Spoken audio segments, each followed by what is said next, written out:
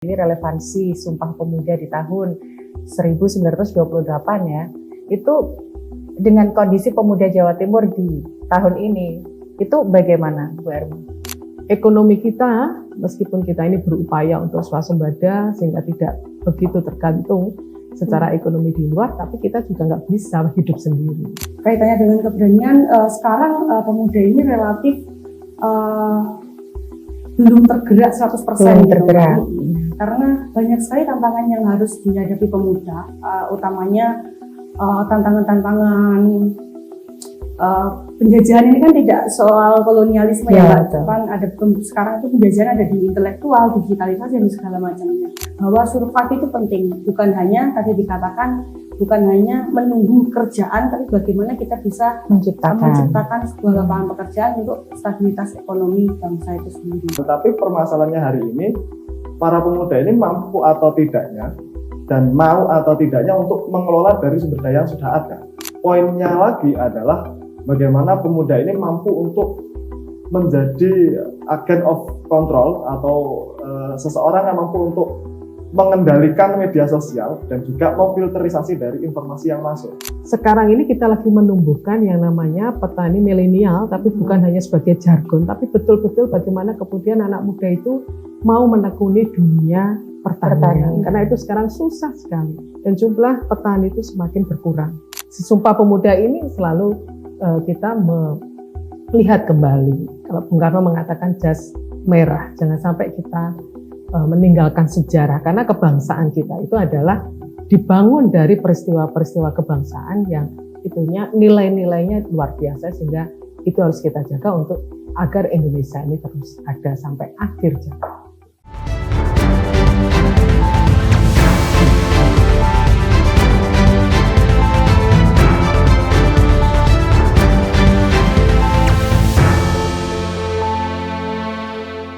Assalamualaikum warahmatullahi wabarakatuh. Selamat datang di ABTVN Podcast, bukan sekadar bicara, lebih dekat, lebih paham. Nah, hari ini tuh spesial banget ya. Biasanya kalau saya itu ngobrol sama Dewan itu cuma berdua, kalau ini rame-rame. Selalu rame-rame. Ini episode kedua saya ketemu sama beliau, episode ketiga ketemu sama beliau dan terus rame-rame gitu ya.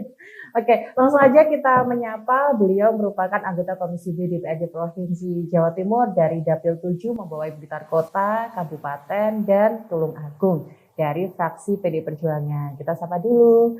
Assalamualaikum Bu Erma Susanti. Waalaikumsalam warahmatullahi wabarakatuh. Gimana kabarnya hari ini? Alhamdulillah sehat. Alhamdulillah selalu sehat, semangat. Ya. Selalu semangat. Ini selalu membawa narasumber lain gitu ya. Itu ada Mbak Vita Neriza Permai. Ini merupakan Ketua DPC GMNI Blitar. Gimana kabarnya? Baik Mbak. Panggilannya siapa nih?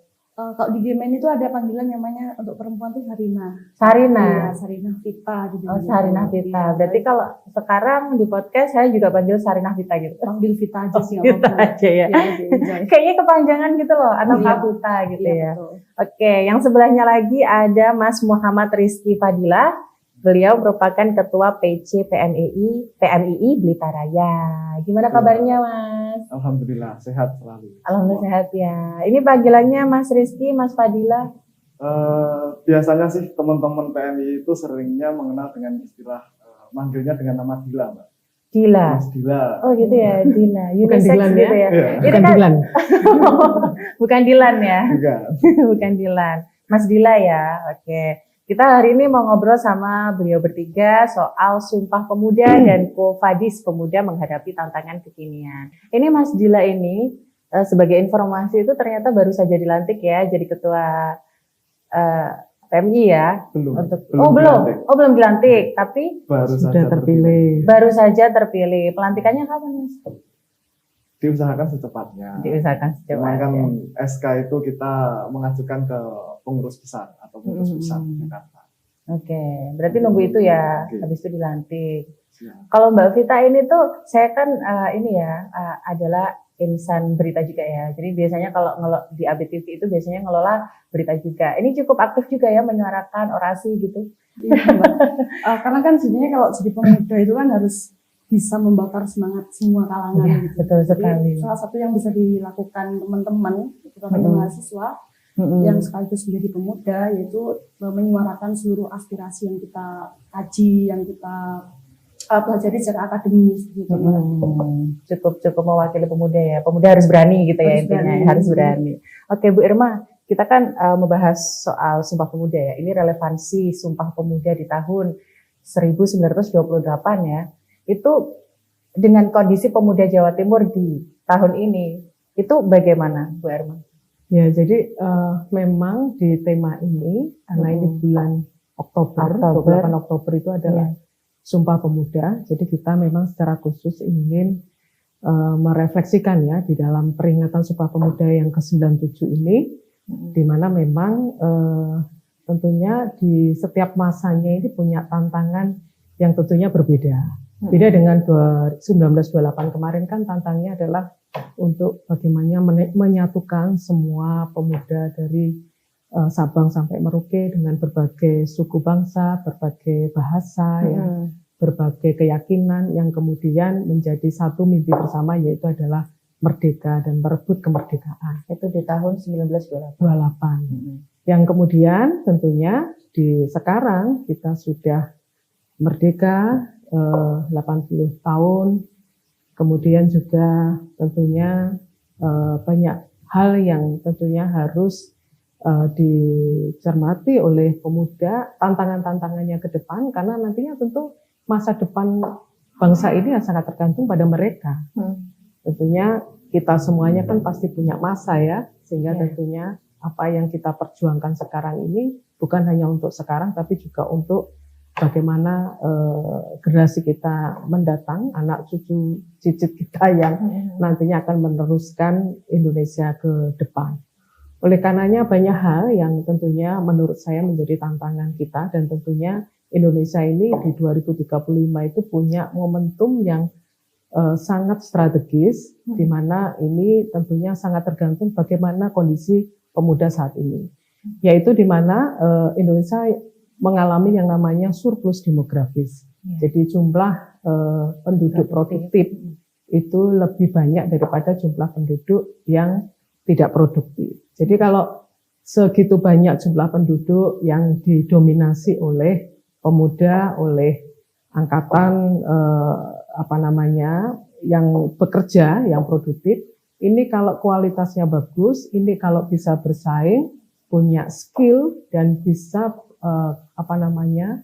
bisa berkompetisi dengan para pemuda dari luar ya, karena kita kalau ngomong sekarang ini kan isunya tidak hanya isu bagaimana di dalam, tapi juga di tantangan global. Itu tentunya bisa membawa Indonesia itu menjadi bangsa yang besar dan sejahtera, karena jumlah penduduk yang lebih banyak ini benar-benar produktif, bisa menghasilkan kemakmuran. Tapi kalau sebaliknya, kita tidak bisa menghantarkan anak-anak muda ini menjadi yang surplus demografis ini menjadi generasi yang unggul, maka justru akan menjadi bumerang bagi Indonesia. Ini akan menjadi beban dan akhirnya ya lambat laun nanti menjadi kebangkrutan, karena yang harusnya itu produktif ini dengan jumlah banyak ini bisa kemudian menghasilkan dan bisa menopang yang non produktif. Dan tentunya kalau itu bisa terjadi, tentunya ini akan menjadi kebesaran atau bangsa ini menjadi lebih maju dan lebih sejahtera. Ya, jadi sebagai contoh misalnya kalau di tantangan ekonomi, tentunya kalau kita tanya anak-anak muda itu pasti yang menjadi masalah mereka adalah terkait dengan angkatan kerja, pengangguran. Masalah ekonomi kan mereka menyangkut bagaimana mereka setelah sekolah, lulus sekolah, kuliah, tentunya ingin mendapatkan kehidupan yang lebih bagus. Nah inilah yang kemudian, bagaimana kemudian kita bisa tidak hanya pada formal, karena saya komisi B ya, ini nyangkut perekonomian, sehingga tidak hanya terkait dengan bagaimana kemudian pekerjaan formal, industri misalnya, itu bisa menyerap sebanyak mungkin tenaga kerja yang jumlahnya banyak tadi, yang surplus demografis, tapi juga bagaimana kemudian anak-anak muda ini bisa menumbuhkan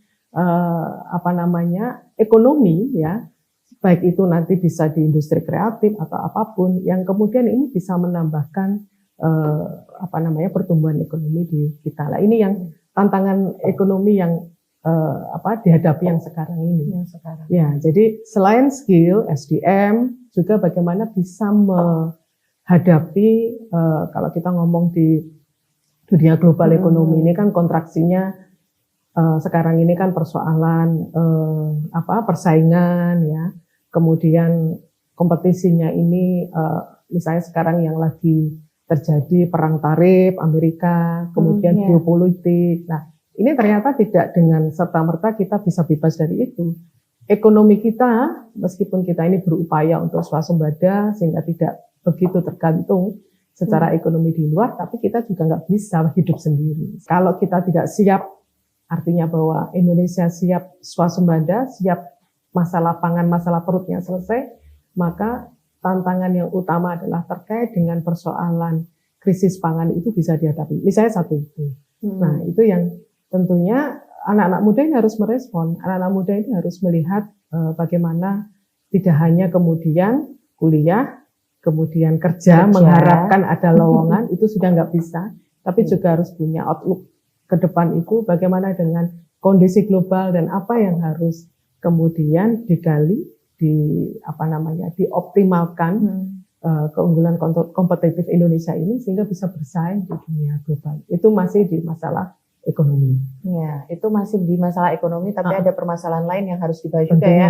Ini harus pemerintah harus benar-benar memanfaatkan momen bonus demografi, termasuk seperti mbaknya, masnya ini juga salah satu bonusnya ya, bonus demografi. Jangan kemudian anak muda dan kita semuanya, ini tanggung jawab semuanya, tidak tanggung anak muda, kita sebagai orang tua itu.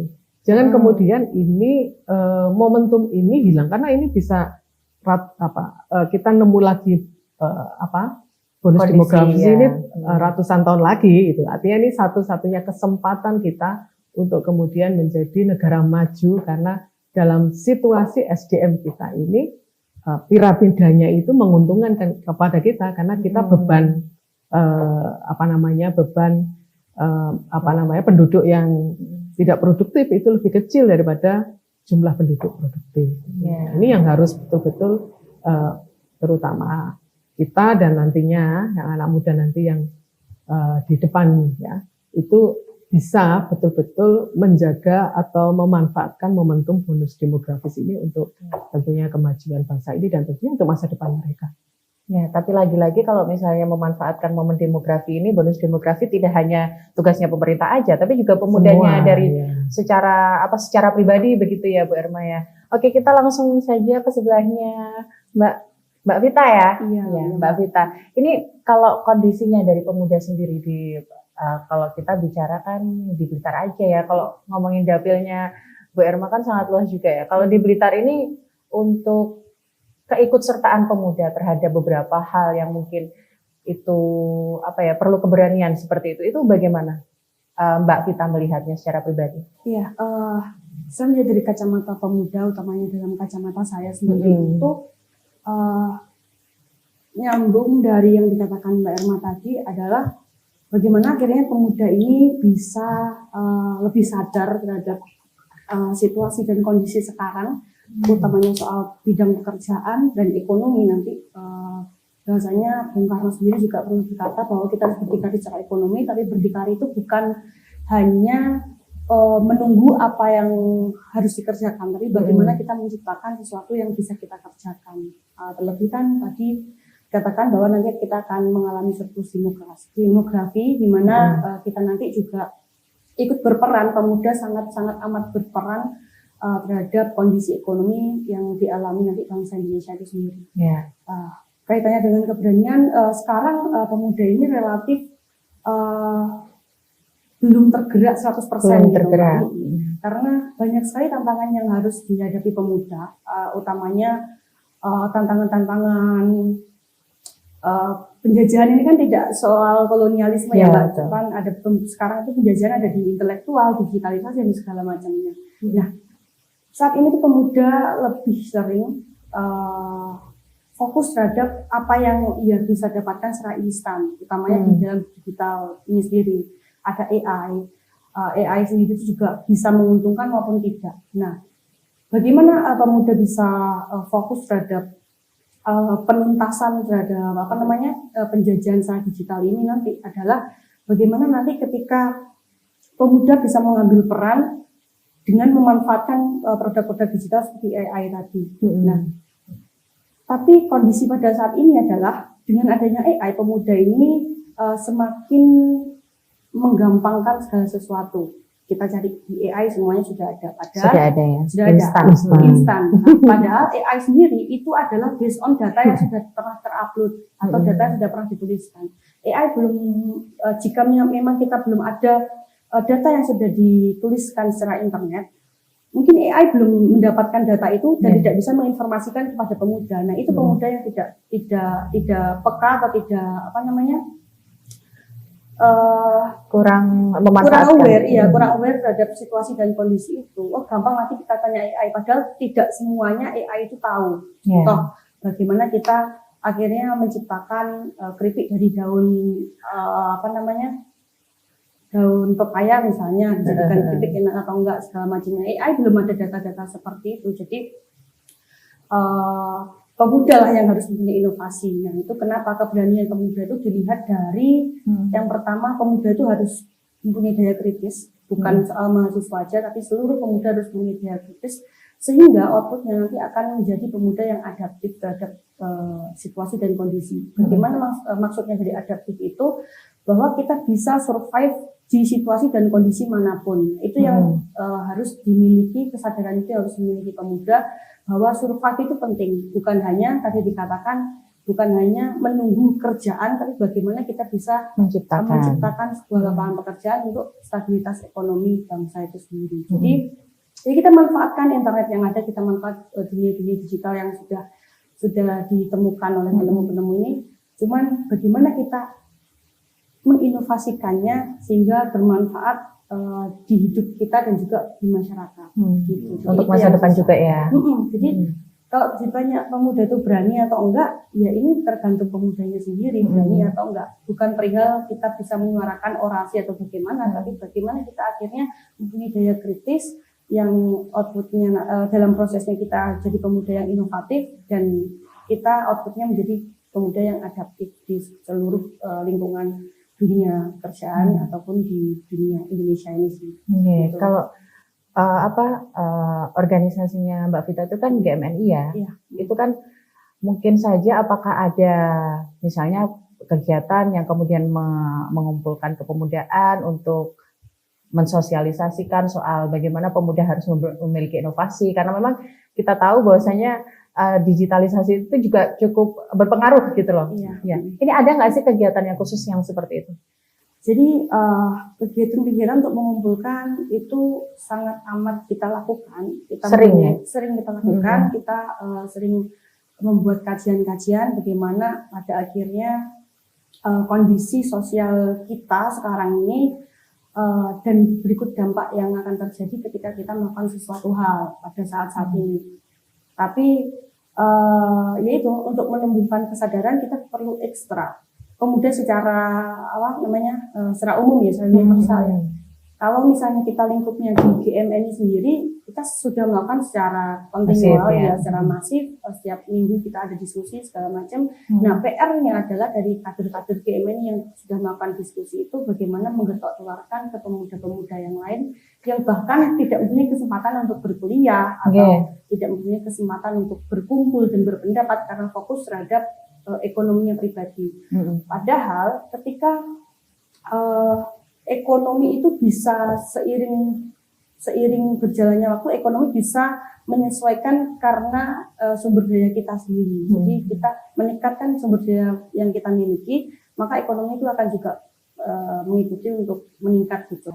Terus kalau misalnya GMNI sendiri juga karena mempunyai jadwal mingguan untuk berdiskusi, nah itu hasil-hasil kajian juga akan kita posting atau kita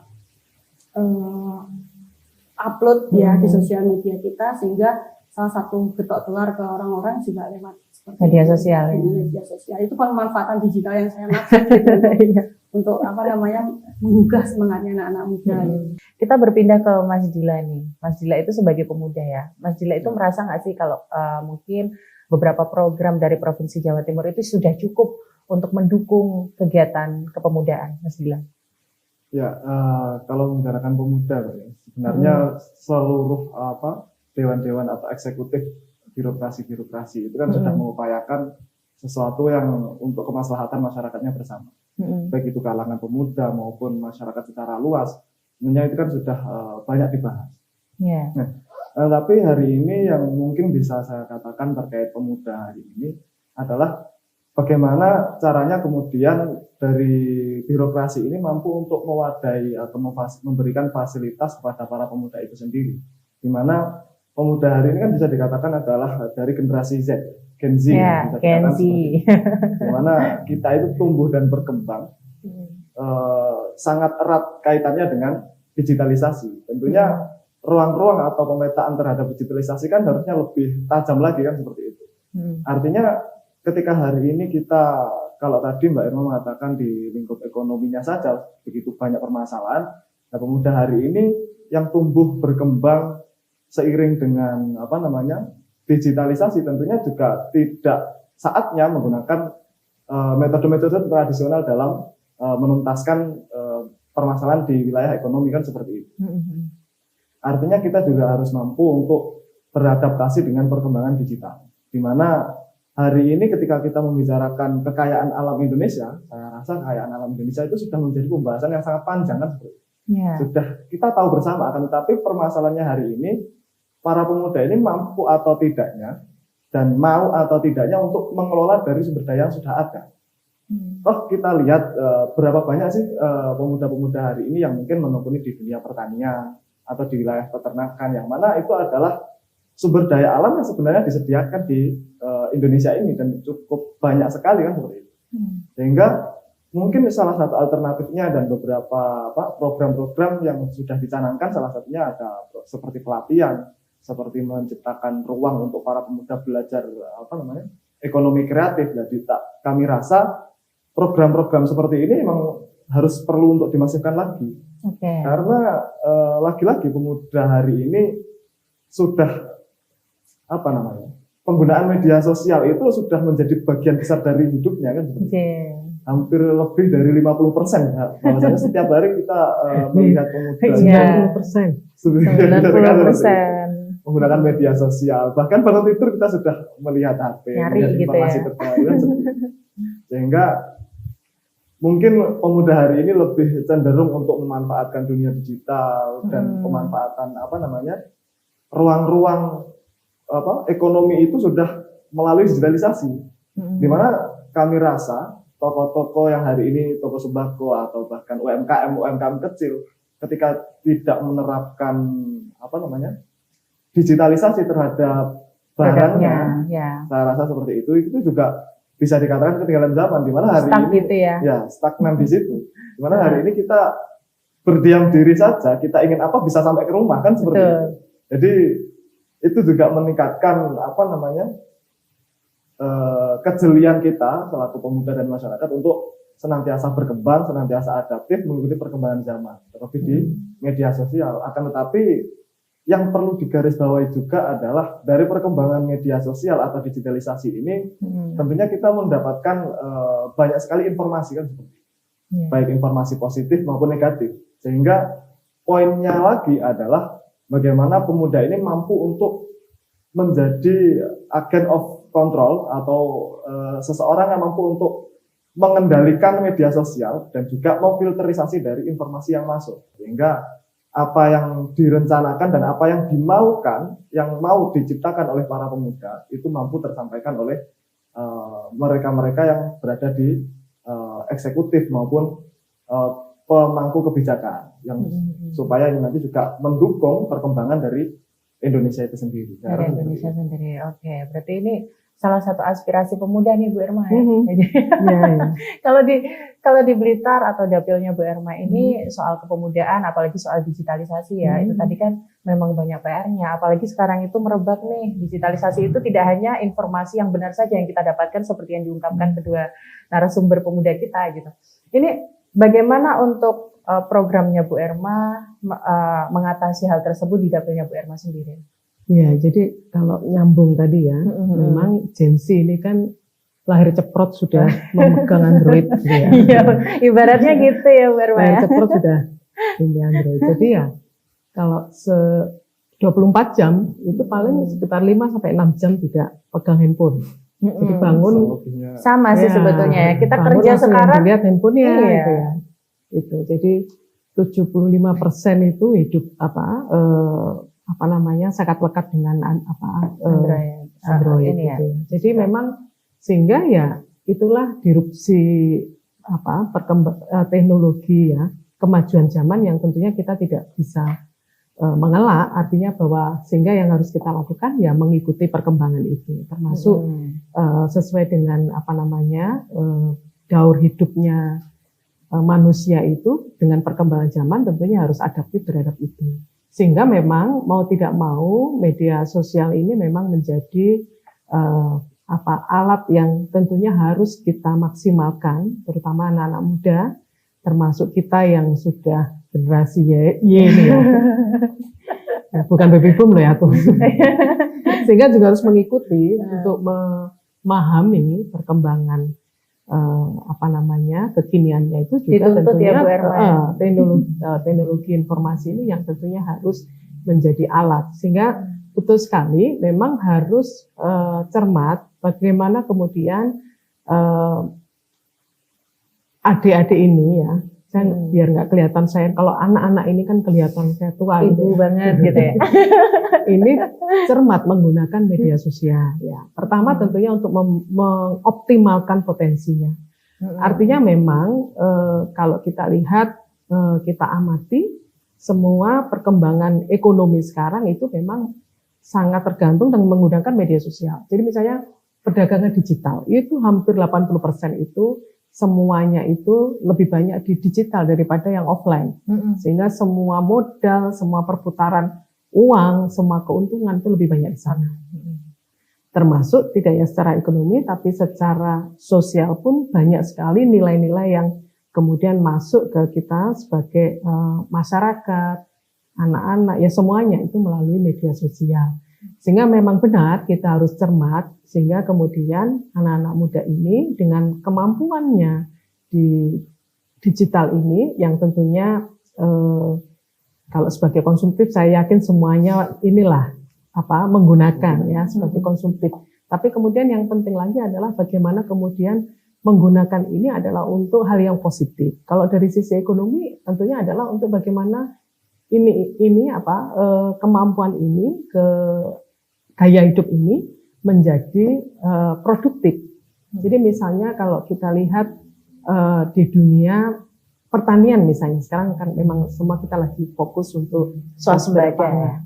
Nah, di anak-anak muda inilah yang kemudian bisa memajukan pertanian dan pangan kita, karena semuanya sekarang ini sudah teknologi. Karena kalau kita lihat misalnya negara-negara yang dulunya dia tidak memproduksi pangan karena dia sudah dapat banyak cuan melalui perdagangan, jasa, misalnya paling dekat Singapura misalnya. Itu sekarang mereka menggunakan teknologi untuk kemudian membangun pangan mereka sehingga tidak tergantung pada negara lain. Dan di anak-anak muda lah ini yang bisa kemudian mempercepat itu. Kalau di generasi saya tentunya wah ini mau ngupdate-nya itu juga butuh proses dan butuh ini meskipun sudah ada ini ya modernisasi alat juga ya kalau tapi kan yang paling cepat karena kan tentunya alat itu tidak hanya pada teknologi pertaniannya tapi juga pada di media informasinya juga itu adalah pada anak-anak muda. Sehingga sekarang ini kita lagi menumbuhkan yang namanya petani milenial, tapi bukan hanya sebagai jargon, tapi betul-betul bagaimana kemudian anak muda itu mau menekuni dunia pertanian. Karena itu sekarang susah sekali. Dan jumlah petani itu semakin berkurang. Tambah tahun berkurang karena memang dunia itu belum menjanjikan tuh anak muda. Tanya ini dua ini, tertarik nggak dengan pertanian? Karena bayangannya wes petani itu gitu ya. Soro terus, usaha bentino macul, ketisuk sampai bengi, tapi ternyata tidak bisa menyekolahkan anaknya ini. Wah, cari mungkin yang mereka pilihannya itu adalah YouTuber misalnya. Yang sudah kelihatan berpenghasilan gitu ya. Itu ya. Sehingga inilah yang kemudian PR dan tantangan kita semuanya. Karena sebenarnya keunggulan kompetitif kita itu adalah di pangan itu. Kita punya lahan yang Indonesia itu sangat luas sekali dan subur, dan kita hanya memiliki 2 musim dan jumlah penduduk kita banyak sebagai konsumen maupun sebagai untuk penggarapnya. Sehingga kita punya modal itu, ini adalah keunggulan kompetitif yang tentunya harus kita optimalkan. Nah ini di anak-anak muda ini nantinya yang punya peran karena jumlah mereka banyak, dan dengan teknologi mereka akan lebih cepat, percepatannya adalah pada mereka. Sehingga kemudian saya itu menunggu misalnya ada platform terkait dengan dunia pertanian itu masih sangat sedikit sekali, sehingga belum bisa membantu petani-petani kita itu untuk kemudian bagaimana menggunakan teknologi yang sekarang katanya AI semuanya itu di semua profesi itu kan semuanya sudah menggunakan itu. Nah di pertanian itu masih sangat kurang. Nah inilah yang kemudian saya encourage anak muda ini untuk bagaimana menggunakan perkembangan teknologi ini untuk bagaimana kita meningkatkan pertanian kita. Kemudian tentunya tadi diomong sama Dilan tadi, misalnya kita punya kekayaan ini, tapi kan belum begitu, kekayaan alam itu belum begitu terolah. Iya, belum di benar-benar potensinya, sehingga tentunya ini yang biasanya di industri kreatif itu kan sangat di triggernya adalah media sosial. Nah ini saya juga ingin mengajak, kita punya desa wisata yang banyak di kita. Saya keliling itu kan, ada di Pudak itu dengan Songgolangit yang kalau kita kalau punya kesempatan ke mana, ke Raja Ampat atau di Labuan Bajo, itu mirip-mirip, atau di Bali itu mirip-mirip, tapi kan kurang terekspor. Nah ini bagaimana kemudian anak-anak muda yang suka kemudian foto, traveling, gitu ya. fotografi ini, kemudian mengencourage itu yang kemudian melalui media sosial, sehingga akhirnya potensi-potensi yang ada di Blitar itu banyak sebenarnya. Di Bakung itu ada air terjun, itu yang kemudian ada wisata yang alamnya itu rappelling sampai ke bawah itu juga sekarang menarik. Ada di mana lagi? Potensinya banyak juga ya sebetulnya. Nah, ini kalau perlu di potensi ini perlu di ini. Jadi ini yang kemudian saya ingin menggandengkan antara desa wisata dengan anak-anak muda yang suka, yang YouTuber, influencer atau apapun lah. Kan kalau influencer kan seolah-olah harus kudu kayak Raffi Ahmad gitu kan, enggak sebetulnya. Saya pokoknya orang siapapun yang menggunakan media sosial untuk kemudian men-share dan mengoptimalkan ini untuk bagaimana semua orang tahu itu adalah influencer. Potensi kita itu betul-betul diukur karena kita adalah pasar yang sangat potensial ya. Karena mereka negara produsen itu dia tidak hanya butuh untuk produksi, tapi juga butuh bagaimana produknya itu laku gitu ya. Sehingga ini jangan sampai kemudian kita terbawa itu. Akhirnya semua produk yang ada di sini itu adalah produk dari impor. Ya. Nah, ini tantangan buat anak-anak muda kita. Nah, ini bisa dimainkan oleh anak-anak muda untuk kemudian berkompetisi di global. Sebetulnya kalau dikaitkan sama kepemudaan itu banyak sekali ya. Hampir seluruh sektor sepertinya mereka harus ikut gitu ya. Mulai dari wisata, pertanian bahkan. Ya, jadi jangan sampai ini yang kemudian saya juga berharap pada Dilan, pada Vita ini yang juga punya anggota yang banyak ya, dan juga peer-nya dengan anak-anak muda yang lain. Saya juga sangat miris misalnya judol, itu banyak anak muda. Banyak. Jadi paling gampang misalnya yang sering top up jangan tertentu ya, itu berarti sudah kecil-kecil judol. Sudah tanya ini mungkin teman-temannya juga ada. Itu. Belum kemudian yang dilihat itu adalah yang media sosial yang itu tidak produktif sampah, atau yang konten-konten yang kemudian diproduksi itu juga tidak mendidik. Itu juga ini kita membuat sampah di histori media sosial kita sendiri ya. Dan itu juga menjadi tantangan anak-anak muda kita, karena memang ya itu tadi ya, sekarang semuanya sudah di kalau saya sebut ototarian algoritma. Jadi semuanya itu sudah diatur otak kita itu dengan setiap apa yang FYP setiap hari. Nah, itu yang kemudian ini yang tentunya harus bijak untuk kemudian mengkonsumsi atau membaca atau menikmati semua di TikTok dan media sosial yang lainnya. Itu sehingga saya bergantung pada anak muda ini yang kemudian lebih bijak, literasinya ada. Jadi tadi betul itu sudah media sosial itu semua sebenarnya instan, sehingga memang yang harus kita kuatkan, kita ini lagi adalah literasi buat anak-anak muda kita. Karena itu yang sekarang hilang. Ya, kalau zaman saya suka itu ada di rumah ada perpustakaan kecil, bangga gitu. Karena memang waktu itu karena memang waktu itu kan sumber informasinya kalau nggak dari koran. Iya, zaman saya atau zaman orang tua saya di rumah itu selalu ada perpustakaan laci lah atau perpustakaan kecil, misalnya kita bangga foto di belakang itu menunjukkan kita sudah baca A, B, C, D.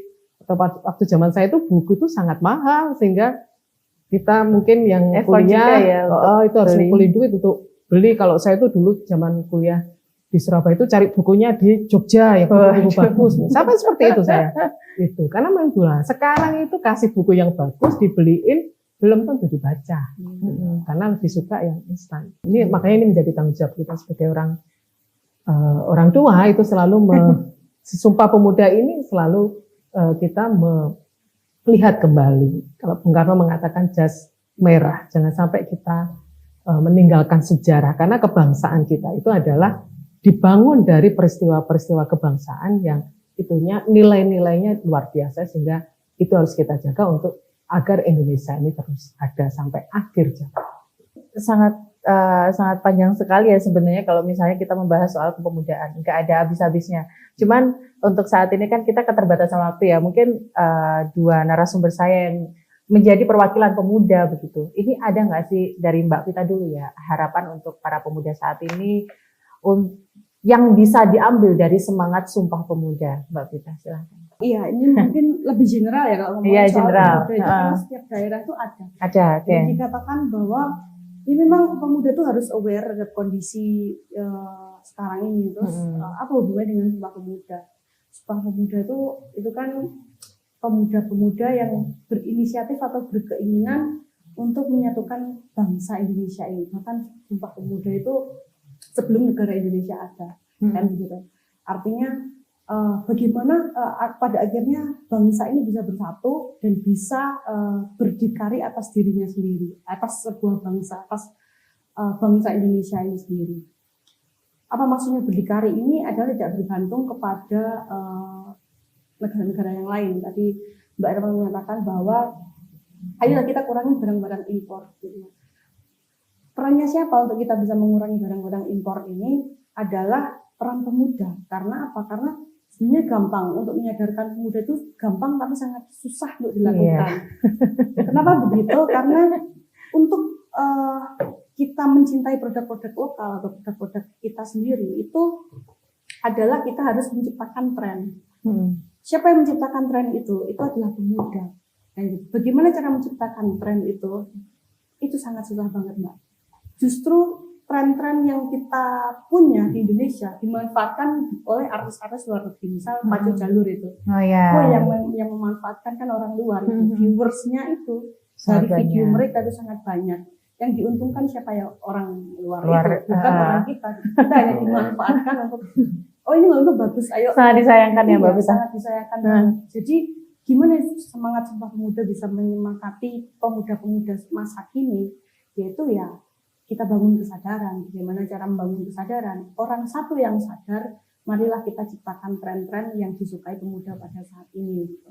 Misal yang fokus terhadap perkembangan hidup bangsa gitu ya. Contoh tadi ngomongin ketahanan pangan, terus di sektor pertanian, gimana sih pemuda untuk ketahanan pangan? Coba kita mulai dari keluarga kita. Kita ajak ayah ibu untuk melakukan, saya kemarin pernah berdiskusi soal urban farming, jadi pekarangan-pekarangan rumah yang kita punya itu kita tanami bagaimana untuk kita pada akhirnya sebuah keluarga ini bisa mencukupi kebutuhan pangan keluarga tersebut. Jadi kita buat video lah, nge-vlog sedikit. Halo guys, kita bapak ibu gua masih ini nih mau nanam jagung dengan cara yang menarik gitu ya. Dengan cara yang menarik itu menciptakan tren-tren seperti itu yang sebenarnya gampang tapi susah untuk dilakukan. Nah, usianya produktif, jangan sampai tidak produktif gitu. Jadi kita bagaimana bisa produktif, bagaimana kita bisa menjadi inspirasi bagi pemuda-pemuda yang lainnya. Maka satu pemuda bisa mengajak 10 pemuda, 10 pemuda bisa menggoncangkan dunia. Kok cuma saya yang tepuk tangan sih? Hebat loh. Oke, itu dari Mbak Vita ya, Mbak. Kita harapkan itu bisa merasuk dalam diri setiap pemuda di Indonesia, terutama yang mungkin nonton nih ABTVN Podcast gitu ya. Oke, ini sekarang Mas Dila. Ya. Monggo. Ketika harus kita menyinggung terkait Sumpah Pemuda ya, bisa dikatakan. Artinya Sumpah Pemuda yang hari ini diperingati itu kan bukan hanya menjadi momentum kita hanya merefleksikan. Ya. Artinya kita selaku generasi muda hari ini, coba kita untuk membayangkan bagaimana pemuda waktu itu, di mana pada tahun 1928 itu sudah memiliki gagasan besar untuk menyatukan semangat persatuannya ada, kemudian untuk menciptakan negara yang merdeka, bangsa yang merdeka, itu sudah terbahas 17 tahun sebelum Indonesia itu merdeka. Artinya dengan segala keterbatasannya waktu itu, pemuda waktu itu, mereka mampu untuk menggagas sesuatu hal yang besar. Nah, artinya peran kita hari ini ketika menjadi pemuda, dimudahkan dengan perkembangan digitalisasi, kita mampu untuk menyaring informasi positif. Harusnya kita juga mampu untuk mewujudkan cita-cita Indonesia, di mana tahun 2045 menjadi generasi emas, Indonesia emas. Kita sangat mampu dan sangat bisa harusnya. Sehingga peran pemuda harus ditingkatkan, di mana peran di sini yang harusnya kita ambil dan kita maksimalkan selaku pemuda. Sehingga harapannya ketika pemuda ini sudah maksimal juga memahami peran, kita tidak sekedar mengisi atau tidak sekedar memperingati momen-momen sakral bersejarah saja, akan tetapi kita senantiasa menyalakan api semangat yang ada waktu itu, yang yang menjadi semangat, api semangat dari para pendahulu kita, itu mampu kita nyalakan hari ini, dan harapannya ini semakin lebih besar lagi untuk mewujudkan Indonesia emas itu benar-benar terwujud di masa yang akan datang. Saya rasa seperti itu. Oke, baik. Mas Dila, terima kasih. Mbak Vita, terima kasih. Semuanya hebat hari ini ya kan. Semoga kita harapkan juga program-program pemerintah provinsi, Bu Irma, melalui Bu Irma bisa mewakili untuk menghadirkan program-program yang mendukung kepemudaan, membarakan lagi semangat Sumpah Pemuda begitu. Bu Irma, terima kasih. Sama-sama. Ya, semoga nanti kita bisa ketemu lagi ya untuk ngobrolin lagi. Apalagi soal pemuda ini kan menarik ya. Nggak cukup nih satu segmen. Ini bersegmen-segmen lagi gitu ya. Oke, baiklah itu tadi perbincangan kita bersama dengan Bu Irma Susanti. Beliau merupakan anggota Komisi B DPRD Provinsi Jawa Timur. Dan tentunya semangat pemuda, Sumpah Pemuda ini tidak boleh berhenti pada romantisme sejarah. Ia harus hidup dalam tindakan nyata pemuda Jawa Timur hari ini sebagai pelaku usaha, inovator, petani modern, dan penjaga lingkungan. Saya Fadhanika pamit. Wassalamualaikum warahmatullahi wabarakatuh. Waalaikumsalam warahmatullahi wabarakatuh.